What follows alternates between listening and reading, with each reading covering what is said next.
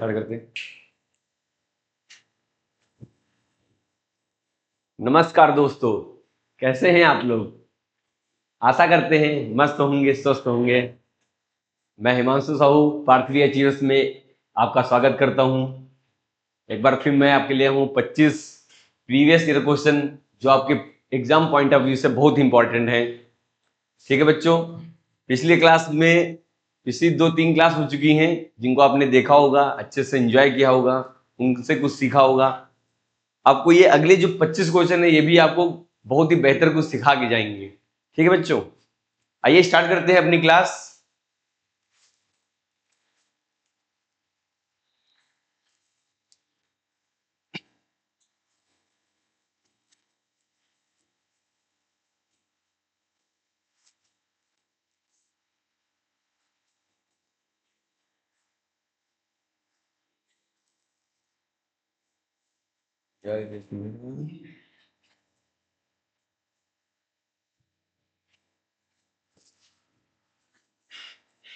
ठीक है, पहला क्वेश्चन है आपका, दयालु का विलोम है।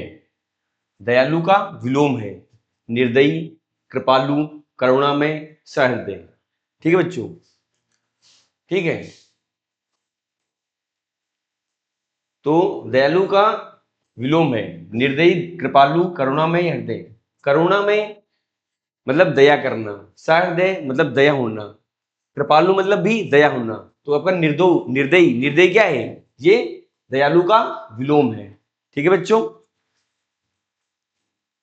अगला क्वेश्चन देखते हैं। सुशील का समानार्थी शब्द है। सुशील का समानार्थी शब्द है सज्जन, सुसंस्कृत, भला या सभी। तो सुशील, सुशील मतलब जो सज्जन हो, कृपालु हो, वो क्या होता है, सुशील होता है। ठीक है, तो इसका सही आंसर हो जाएगा सज्जन, सुसंस्कृत भी हो जाएगा और भला भी हो जाएगा। तो सुशील का समानार्थी शब्द है क्या, उपयुक्त सभी जो क्या है इसके समानार्थी शब्द हैं। अगला क्वेश्चन देखते हैं। सुंदर का विलोम है। सुंदर का विलोम है कुरूप। कुरूप क्या है, सुंदर का विलोम है। कुरूप मतलब जिसका रूप सुंदर ना हो। बदसूरत ये भी इसका विलोम है। विकृत ये भी क्या है, सुंदर का विलोम है। तो इसका आंसर सही हो गया हमारा उपयुक्त सभी। ठीक है बच्चों, सुंदर का विलोम क्या हो जाएगा, क्रूप, बदसूरत, बदसूरत और विकृत, ये सब क्या है, सुंदर के विलोम हैं। नेक्स्ट क्वेश्चन देखते हैं। अवकाश का समानार्थी शब्द है। अवकाश का समानार्थी शब्द है। समानार्थी मतलब क्या होता है, समानार्थी मतलब होता है जिसमें समान अर्थ निकलते हैं। मतलब वर्ड तो अलग अलग होते हैं मगर क्या होता है, उनके अर्थ क्या होते हैं, सेम होते हैं। ठीक है बच्चों, जैसे अवकाश का समानार्थी शब्द है छुट्टी। अवकाश का मतलब छुट्टी होता है। अवकाश का मतलब विश्राम करना भी होता है। अवकाश का मतलब विराम करना भी होता है। तो इसका सही आंसर हो जाएगा उपयुक्त सभी क्या है, इसके आंसर हो जाएंगे। अगला क्वेश्चन देखते हैं। महात्मा में कौन सा समास है। महात्मा में कौन सा समास है। ठीक है बच्चों, महात्मा, महात्मा मतलब महान है जो आत्मा। इसका जब विग्रह करेंगे तो क्या आएगा, महान है जो आत्मा।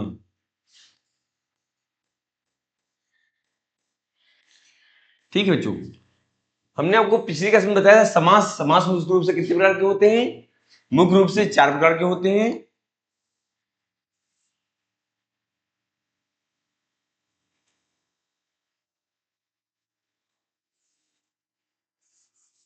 समास जो होते हैं वो मुख्य रूप से कितने प्रकार के होते हैं, 4 प्रकार के होते हैं।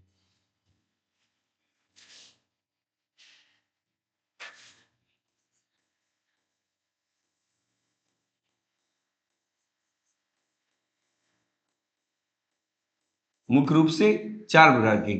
और सिर्फ समास पूछे आपसे कितने प्रकार के, कितने प्रकार के, 6 प्रकार के। ठीक है, वो अपने पिछली 2-3 क्लास से लगातार हम लोग पढ़ते हैं समास के बारे में। हमने आपको बताया महान है जो आत्मा। महान है जो आत्मा, जिसमें भी है जो शब्द आ जाता है जो आ जाए, समान आ जाए। ठीक है, वो किसका उदाहरण होता है, कर्मधारय समास।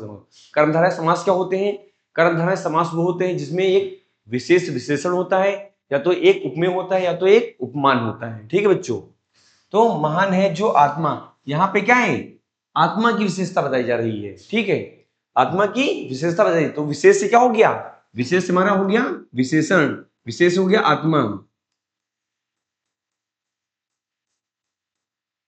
और महान क्या हो गया, विशेषण। ठीक है बच्चों, तो जहां पर भी विशेष विशेषण मिल जाएगा हमें कैसा मिल जाएगा, वो कर्मधारय समास हो जाएगा। सही आंसर हमारा क्या हो जाएगा, कर्मधारय समास। ऐसे तत्पुरुष समास, तत्पुरुष क्या होता है, जहां दूसरा पद प्रधान होता है वहां क्या होता है, तत्पुरुष समास होता है। द्वंद्व समास में क्या होता है, दोनों पद प्रधान होते हैं। और आपका आता है अव्ययभाव समास, अव्ययभाव समास में क्या होता है, जहां पर भी पहला पद प्रधान होता है वो क्या होते हैं, अव्ययभाव समास होते हैं। ठीक है, यथाशक्ति जो है अव्ययभाव समास का उदाहरण है। माता पिता, दिन रात, सुख दुख, ये सब द्वंद्व समास के उदाहरण है। तत्पुरुष समास में जैसे राजपुत्र, राजपुत्र, राजकुमार, ये सब किसके उदाहरण है, ये सब तत्पुरुष समास के उदाहरण है।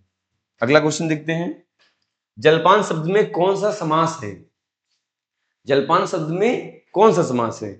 ठीक है, तत्पुरुष समास, इसको आप विग्रह करेंगे, जल है जो पान, या जल के समान पान, जल का पान, नहीं हो सकता ऐसा कुछ भी। अगर जो विभक्ति चिन्ह नहीं आ रही है तो यहां पर तत्पुरुष समास नहीं होगा। अगला आता कर्मधारय समास, जल है जो पान, जल के समान पान, ऐसा कुछ हो सकता है, नहीं हो सकता है। तो यहां पर न तो विशेष है, न ही विशेषण है, न उपमेय है, न उपमान है, तो यहां पर भी कर्मधारय समास नहीं होगा। अगला क्वेश्चन है आपका द्वंद्व समास, क्या जलपान एक दूसरे के अपोजिट है, एक दूसरे के विलोम है, नहीं है, इसलिए क्या होगा, यहां पर द्वंद्व समास नहीं होगा। बचेगा कौन सा, बहुब्रीहि समास। हमारा आंसर क्या हो जाएगा, बहुब्रीहि समास। बहुब्रीहि समास क्या होगा, क्यों होगा बहुब्रीहि समास, बहुब्रीहि समास इसलिए होगा क्योंकि जलपान, जैसे हम लोग कोई रिश्तेदार आता है घर में, पुराने जमाने में दादा लोग होते हैं, क्या कहते हैं, चलो भाई जलपान किया जाए। जलपान मतलब खाना पीना, कुछ खाया जाए, इसको बोलते हैं जलपान। जलपान का मतलब क्या होता है, खाना। इसलिए यहाँ पे क्या ना है, तीसरा अर्थ निकलना है, इसलिए कौन सा समास हो जाएगा, बहुब्रीहि समास हो जाएगा। ठीक है बच्चों, अगला क्वेश्चन देखते हैं, भोजन करना किस प्रकार की क्रिया है, भोजन करना किस प्रकार की क्रिया है, सकर्मक क्रिया, अकर्मक क्रिया, सहायक क्रिया, भाववाचक। तो भोजन करना क्या भाववाचक है, नहीं है।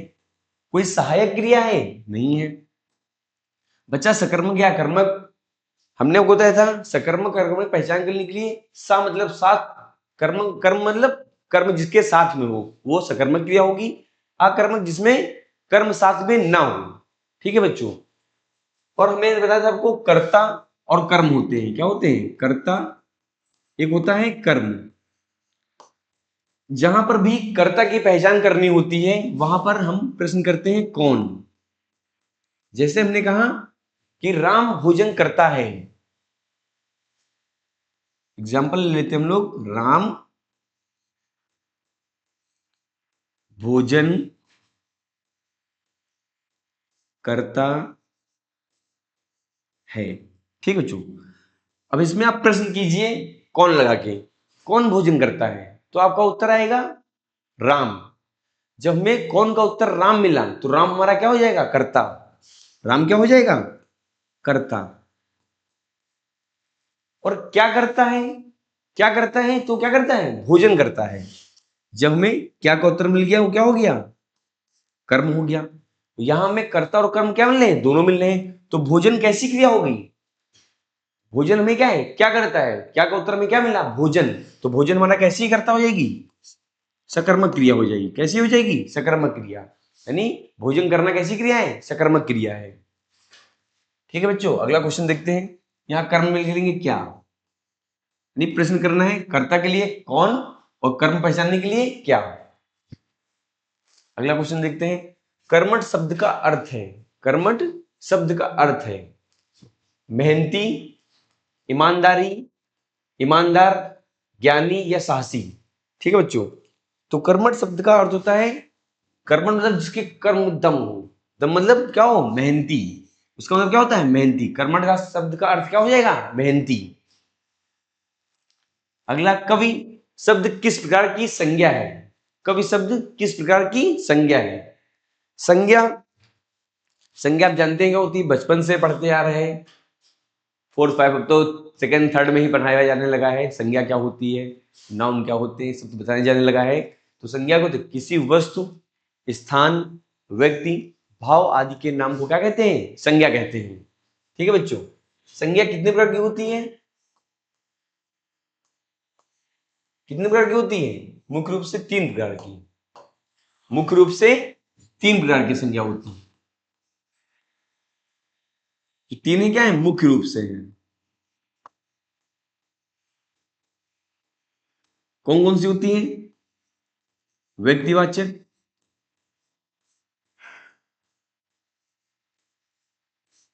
दूसरी होती है आपकी जातिवाचक,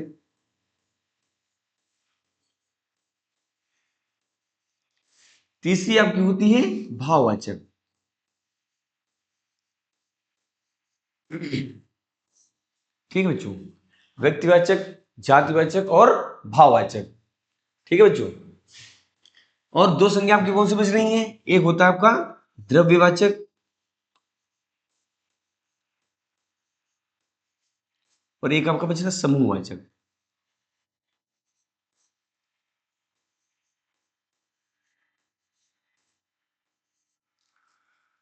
जानते हैं व्यक्तिवाचक क्या होता है?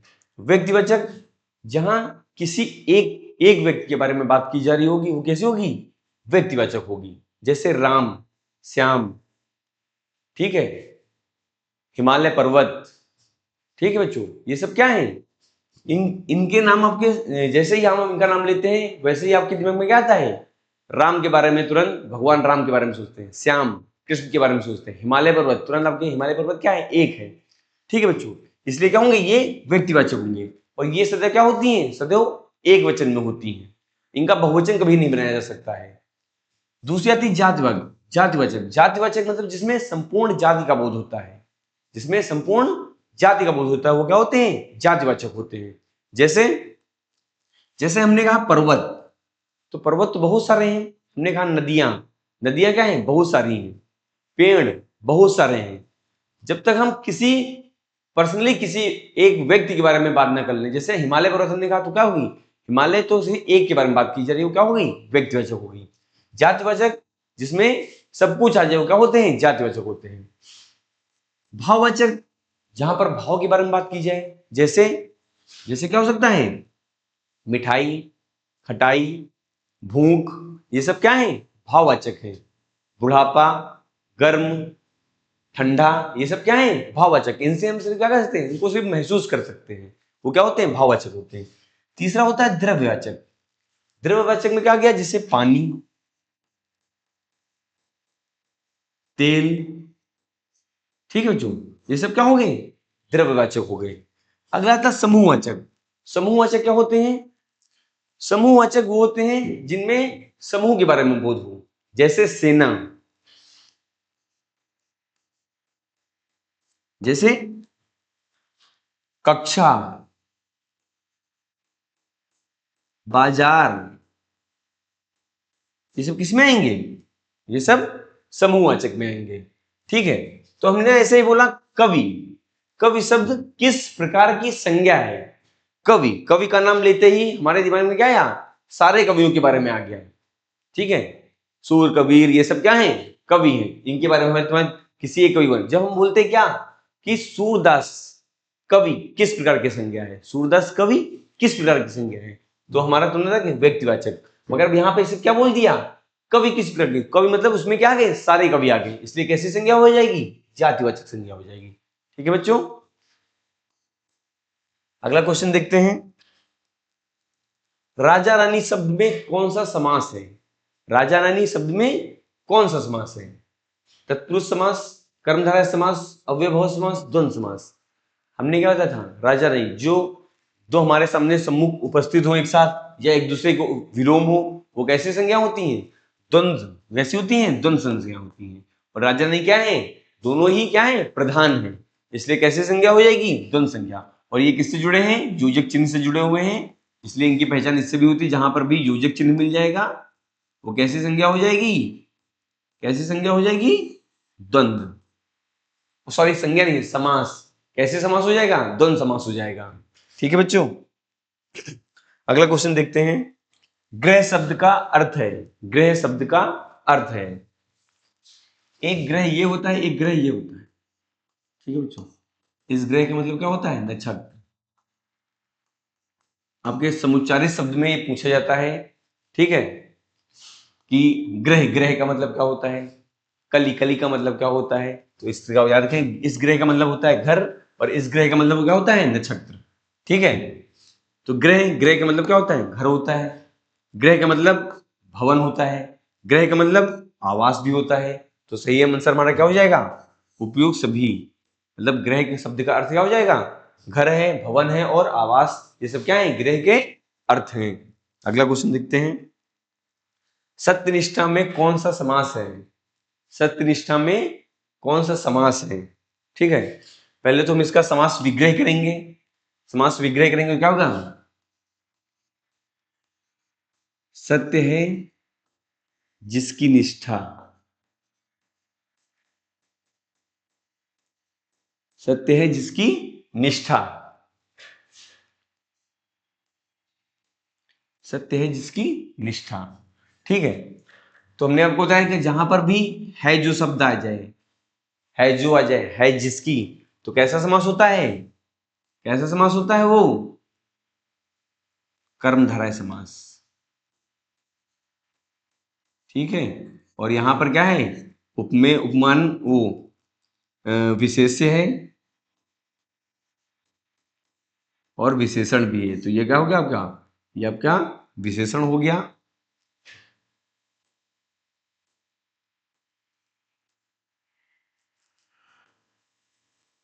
ये क्या हो गया आपका? ये आपका विशेषण हो गया, ये आपका विशेष्य हो गया। ठीक है, तो जहां विशेष विशेषण मिल गया वो कैसा समास हो गया? कर्मधारय समास हो गया।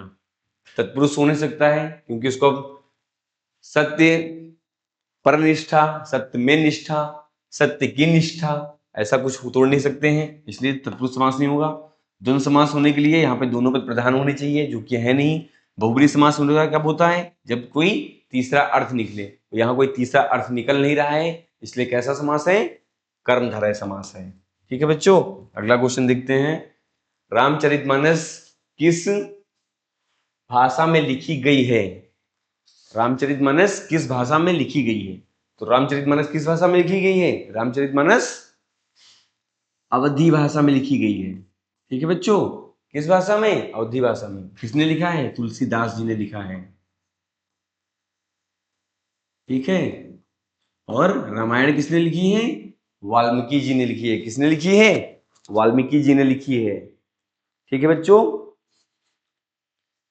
और इसमें जानेंगे रामचरितमानस में कितने खंड है। आपके पेपर में एक क्वेश्चन पूछा जाता है कि रामचरितमानस में कितने खंड हैं। तो रामचरितमानस में कितने खंड हैं? 7 खंड हैं। कितने हैं? 7। जो कभी आपसे इनका क्रम पूछ लेता है, कभी आपसे पूछ लेता है कि इनमें से रामचरितमानस का खंड कौन सा नहीं है। ठीक है, तो सबसे पहला खंड कौन सा होता है? बालखंड। ठीक है बच्चों, सबसे पहला कौन सा खंड होता है? बालखंड।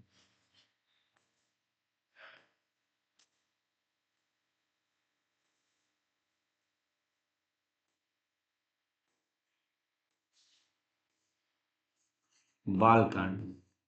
फिर दूसरा होता है, जब राम जी ने जन्म लिया तो उनका बचपन का रूप था, बचपन इसलिए उसको बोलते हैं बालकांड। फिर वो बड़े हो कहाँ हुए? अयोध्या में बड़े हुए, तो कैसा हो जाएगा? अयोध्या कांड।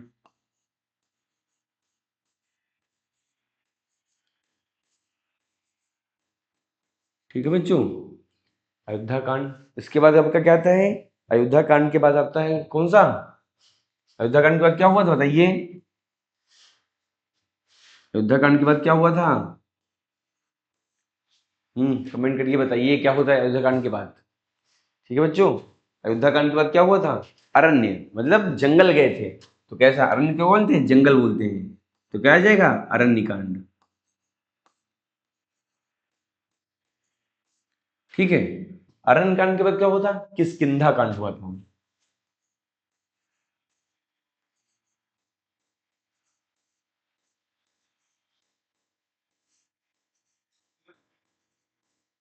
ठीक है, चौथा कौन सा था? किष्किंधा। पांचवा कौन सा था? बताइए, पांचवा कौन सा था?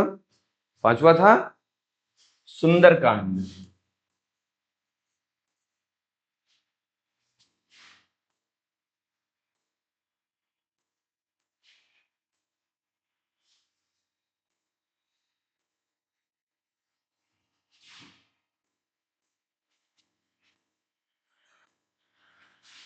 पांचवा कौन सा था? सुंदरकांड। फिर क्या हुआ था? लंका कांड। छठा कौन सा था? लंका कांड। इसके बाद सातवां उत्तरकांड।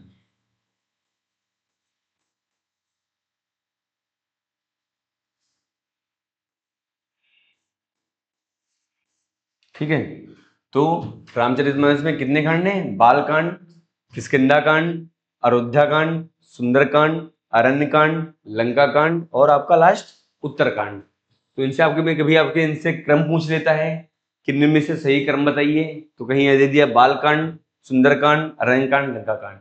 बालकांड, किष्किंधा कांड, अयोध्या कांड, सुंदरकांड, या यहाँ छोड़ के मुझे सुंदरकांड, अरण्यकांड, लंका कांड, उत्तरकांड। अगर आपको कांड सही क्रम में याद है तो आप उनको सही से बता सकते हैं आपका सही आंसर क्या होगा। ठीक है बच्चों, तो ये भी बहुत इंपॉर्टेंट है, इसको नोट कर लेंगे। अगला क्वेश्चन देखते हैं। जाना किस प्रकार की क्रिया है? जाना किस प्रकार की क्रिया है? ठीक है, जैसे हमने कहा कि राम जाता है, राम जाता है। ठीक है, हमने आपको बताया कर्ता और कर्म पहचानने के लिए कौन और क्या प्रश्न करते हैं। कौन जाता है, कौन जाता है, तो आपका उत्तर क्या आएगा? राम। राम जाता है, तो हमको राम मिल गया क्या? कर्ता। राम क्या मिल गया? कर्ता मिल गया। क्या जाता है? क्या जाता है उत्तर मिल रहा है? नहीं मिल रहा है। अगर आप कहेंगे बाजार जाता है, तो बाजार क्या जाता का उत्तर नहीं है, बाजार कहां जाता का उत्तर है। बाजार कहां जाता का उत्तर है, कहां जाता है? बाजार। तो ये आंसर नहीं हो सकता हमारा। तो क्या जाता है, जो कि हमें उत्तर नहीं मिल रहा है। जो हमें क्या का उत्तर नहीं मिल रहा है, तो यानी कर्म नहीं है। और जहां कर्म नहीं है वहां कैसी क्रिया होती है? अकर्मक क्रिया होती है। ठीक है बच्चों, कैसी क्रिया होती है? अकर्मक क्रिया। अगला क्वेश्चन देखते हैं। उपसर्ग कितने प्रकार के होते हैं? उपसर्ग कितने प्रकार के होते हैं? 8 प्रकार के, 10 प्रकार के, 20 प्रकार के या 22 प्रकार की? ठीक है बच्चों, उपसर्गों की संख्या कितनी होती है? 22। कितनी होती है? 22 होते हैं उपसर्ग। अगला क्वेश्चन देखते हैं। सरस्वती किस प्रकार की संज्ञा है? अभी आपको संज्ञा के बारे में पिछले क्वेश्चन बताया था कि संज्ञा की पहचान कैसे की जाती है। जहां पर भी किसी का भी नाम लेते ही आपके दिमाग में क्या है? तुरंत एक किसी व्यक्ति के बारे में बात आ जाए, किसी ऐसे व्यक्ति को जिसको आप तुरंत जान जाए, पहचान जाए, तो कैसी संज्ञा हो जाती है? व्यक्तिवाचक संज्ञा। और जैसे हमने आपके सामने नाम लिया सरस्वती, किस प्रकार की संज्ञा है? सरस्वती जैसे ही नाम लिया आपके बाद में दिमाग में क्या आया? कुछ जो वीणा बजाती हैं वो क्या होती हैं? सरस्वती माता होती हैं। तो आई तो वो क्या हो गई? वो हो गई व्यक्तिवाचक। कैसी हो गई? व्यक्तिवाचक संज्ञा हो गई। द्रव्य है नहीं, भाव इसमें है नहीं, जातिवाचक है नहीं, क्योंकि जब बोलता माता तो बहुत सारी माताएं उसमें आ जाती, कौन सी माता के बारे में बात कर रहा है पता नहीं चलता है, इसलिए वो जातिवाचक हो जाती। मगर यहाँ सरस्वती के बारे में बोल दिया तो कैसी हो गई? व्यक्तिवाचक हो गई। अगला क्वेश्चन देखते हैं। बहुत किस प्रकार का शब्द है? बहुत किस प्रकार का शब्द है? बहुत किस प्रकार का? विशेषण है, क्रिया विशेषण है, सर्वनाम है या अव्यय है? ठीक है, तो देखिए यहां पर इसके दो उत्तर हो सकते हैं। यहां पर इसके दो उत्तर हो सकते हैं। जैसे हमने कहा राम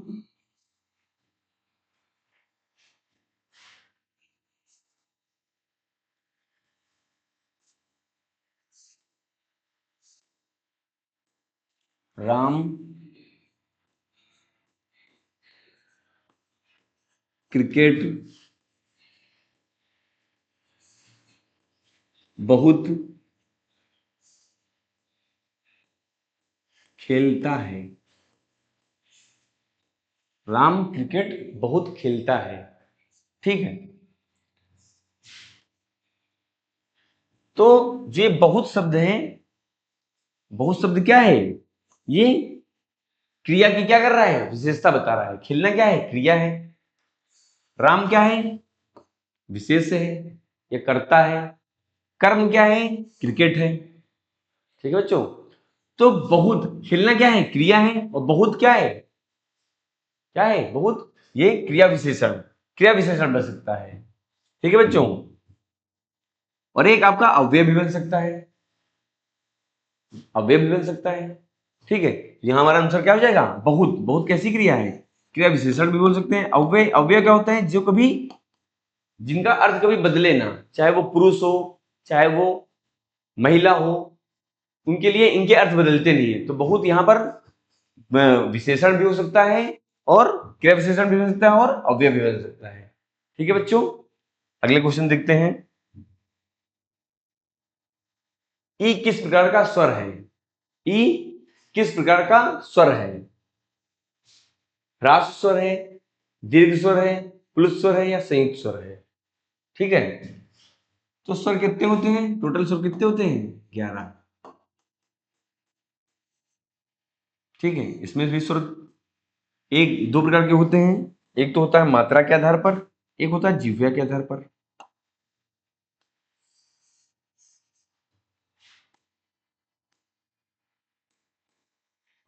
एक होता है मात्रा के आधार पर,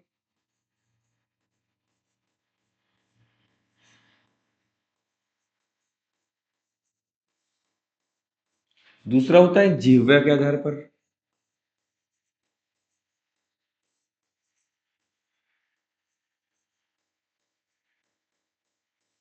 ठीक है, तो मात्रा के आधार पर कितने प्रकार के होते हैं? 2 प्रकार के।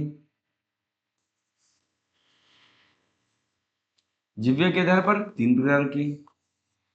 मात्रा के आधार पर 2 प्रकार के कौन कौन से होते हैं? एक होता है आपका मूल स्वर, या उसको बोलते हैं ह्रास स्वर। एक होता था दीर्घ स्वर। क्या होते हैं? दीर्घ स्वर। इसमें जैसे आ गया, ई आ गया, ऊ आ गया, बड़ा ऊ आ गया, और री आ गया। जब किसमें आते हैं? मूल स्वर में आते हैं। दीर्घ स्वर में बड़ा, बड़ी ई, बड़ा ऊ, ए, ऐ, ओ, औ। ये सब क्या हो गए? दीर्घ स्वर हो गए। जिह्वा के आधार पर कितने प्रकार के? 3 प्रकार के। कौन कौन से? अग्रस्वर, मध्य स्वर, और एक आपका पश्च स्वर। ठीक है बच्चों, अग्रस्वर, मध्य स्वर, पश्च स्वर। ठीक है, अग्रस्वर में क्या आता है? जिन शब्दों में इनकी पहचान करने के लिए हम आपको बताया था कि अग्रस्वर जिसमें ई आ जाए, नहीं जिनसे एक, जिनका उच्चारण करने पे हमें एक मिले, जैसे आ, इसे ए, ऐ, ई, बड़ी, इसे क्या होते हैं? अग्रस्वर के अंतर्गत आते हैं। जैसे एक, इक, एक, ये सब बोलते नहीं बोलते, वो क्या होते हैं? अग्रस्वर। मध्य स्वर में क्या आता है? आ आता है। आपका बचा पश्च स्वर। पश्च स्वर की पहचान कैसे करते हैं? कैसे इनको पहचानेंगे, कैसे जानेंगे कि ये पश्च स्वर है? पश्च स्वर पहचानने के लिए हमने हम बताया था आपको कि जैसे भी जिन अक्षरों से हमें क्या बने, जिनको बनाने से पहले हमें 3 बनाना पड़े, जिनको बनाने से पहले हमको 3 बनाना पड़े, वो सब किस में आते हैं? पश्च स्वर के अंतर्गत आते हैं। ठीक है बच्चों, पश्च स्वर के अंतर्गत आते हैं। जैसे 3 बने, हमको क्या हो सकता है इसके? जैसे हमारा ऊ, बड़ा ऊ। देखिए इनको बनाने के पहले क्या हो रहा है? हमें 3 बनाना पड़ रहा है। जैसे ऊ, औ, अंग। ठीक है, जो भी शब्द जिनको बनाने से पहले क्या हो, हमें 3 बनाना पड़े। ठीक है, जैसे हमें आ लिखना है तो आ बनाने से पहले क्या बनाना पड़ता है? 3 बनाना पड़ता है। जो जिनको बनाने से पहले 3 बनाने पड़े वो क्या हो जाएंगे? पश्च स्वर के अंतर्गत आ जाएंगे। ठीक है बच्चों, अगला क्वेश्चन देखते हैं। तो इसका सही आंसर हमारा क्या हो जाएगा? ये किस प्रकार का है? ये हमारा ह्रास स्वर है। कैसा है? ह्रास स्वर है। अगला क्वेश्चन देखिए, निम्न में से कौन सा वर्ण स्वर है? निम्न में से कौन सा वर्ण स्वर है? तुक्का, ना, ए और जा। ठीक है, हमने आपको बताया स्वर क्या है इसमें से, ए क्या है, स्वर है, का क्या है, व्यंजन है, ये क्या है, व्यंजन है, जा क्या है, व्यंजन है। अगला क्वेश्चन देखते हैं। छा किस उदाहरण, किसका उदाहरण है? छा जो है किसका उदाहरण है? सरल व्यंजन है, संयुक्त अक्षर है, स्वर है या अनुनासिक है? बताइए क्या है इसमें से।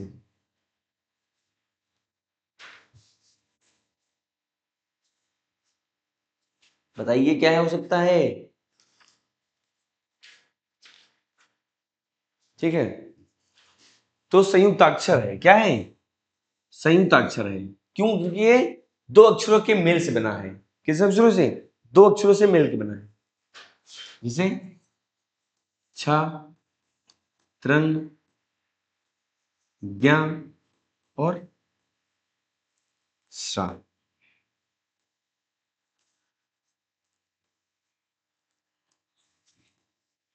श्रा ये अब क्या है, संयुक्त अक्षर के अंतर्गत आते हैं। किसके अंतर्गत आते हैं? संयुक्त अक्षर के अंतर्गत। अब ये छ जो है किससे मिलके बना है? ये आधा का और सा से मिलके बना हुआ है।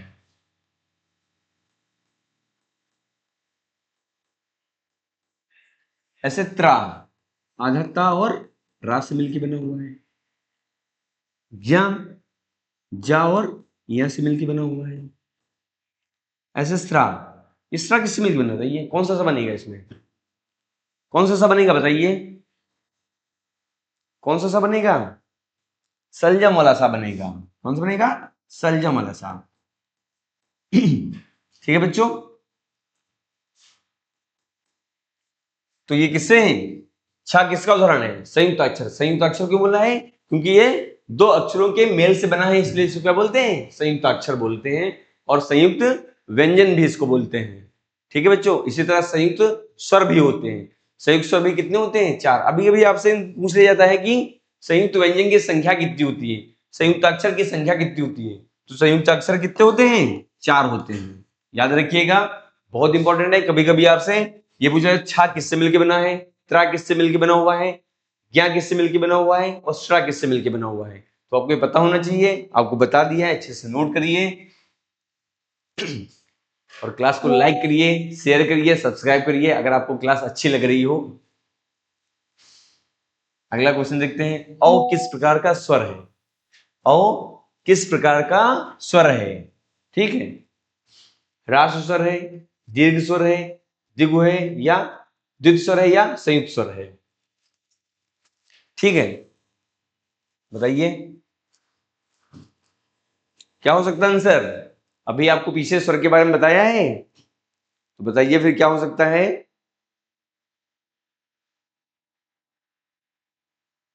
ठीक है, तो संयुक्त स्वर कौन कौन से होते हैं? ए, ऐ, ओ और औ। ये क्या होते हैं? संयुक्त स्वर होते हैं। ठीक है, ऐ किससे मिलके बना होता है? आ और ई से मिलके बना हुआ है।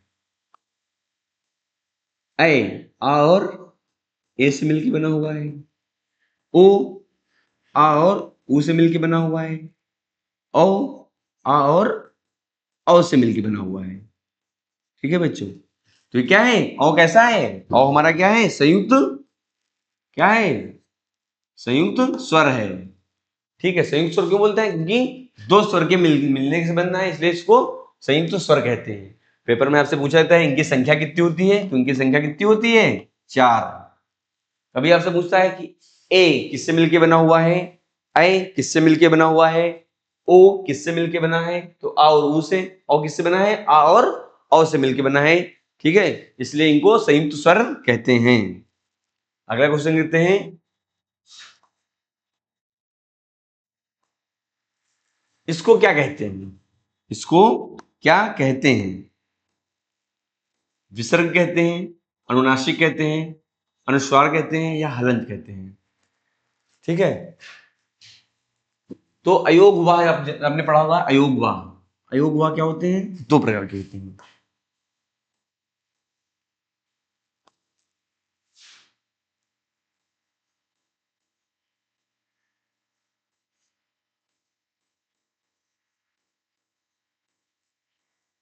कितने होते हैं? 2, अंग और आहा, अंग और आहा। इसको क्या बोलते हैं? अनुस्वार बोलते हैं। इसको क्या बोलते हैं? विसर्ग बोलते हैं। ठीक है बच्चों, तो ये जो है ये क्या है? अनुस्वार है। विसर्ग कैसा होता है? जो शब्द के लास्ट में 2 बिंदी लगाते हैं, विसर्ग होता है। हलंत क्या होता है? जो जो व्यंजन होते हैं उनको स्वर रहित करने के लिए हलन का प्रयोग किया जाता है। जैसे जब हम किसी शब्द के नीचे ऐसे लगाते हैं, जैसे हमने लिखा का के नीचे हलन लगा दे, उसको भैया ये आधा का पढ़ा जाएगा, ये क्या हो गया? स्वर रहित हो गया। ठीक है, सही आंसर हमारा क्या हो जाएगा? अनुस्वार। अगला होते हैं पद्मावत के कवि कौन है? पद्मावत के कवि कौन है? मलिक मोहम्मद जैसी, कबीर, सूरदास या रैदास? ठीक है बच्चों, बहुत ही इंपॉर्टेंट रचना है आपकी और बहुत ही पूछी जाती है। तो मलिक मोहम्मद जैसी जो है इसके कवि हैं। मलिक मोहम्मद जैसी की रचना कौन कौन सी और है? पद्मावत है, आखिरी कलाम है,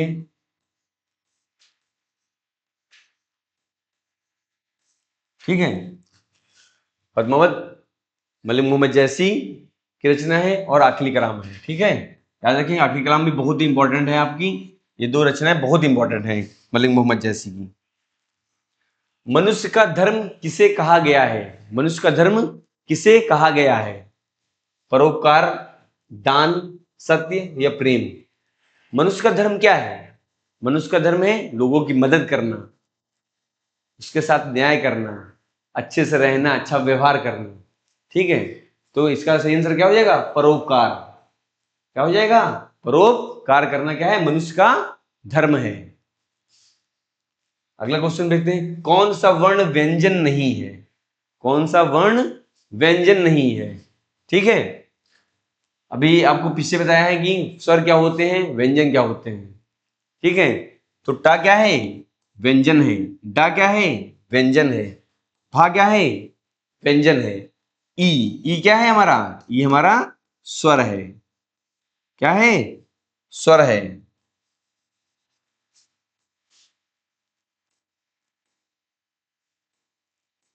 ई क्या है? स्वर है। कैसा स्वर है? ह्रास स्वर है। कैसा स्वर है? ह्रास स्वर है। या फिर मूल मूल स्वर बोल सकते हैं इसको। क्या बोल सकते हैं? मूल स्वर। ठीक है, पेपर में आपसे पूछा जा सकता है कि यह कैसा स्वर है? मूल स्वर है, ह्रास स्वर है। तो कैसा स्वर है? ह्रास स्वर या फिर मूल स्वर है, ई। ठीक है बच्चों, तो यही हमारी क्लास क्या होती है, समाप्त होती है। आशा करते हैं आपने बहुत अच्छे से एंजॉय किया होगा क्लास को, अच्छे से पढ़ा होगा। ये आपके एग्जाम पॉइंट ऑफ व्यू से बहुत इंपॉर्टेंट है, इसलिए मेहनत करते रहिए, सफलता जरूर मिलेगी। यूपीएसआई के लिए बहुत इंपॉर्टेंट है। आप दरोगा बनिए, चौकियों पे जाइए, सबकी सेवा करिए, सेवा भाव रखिए। धन्यवाद दोस्तों।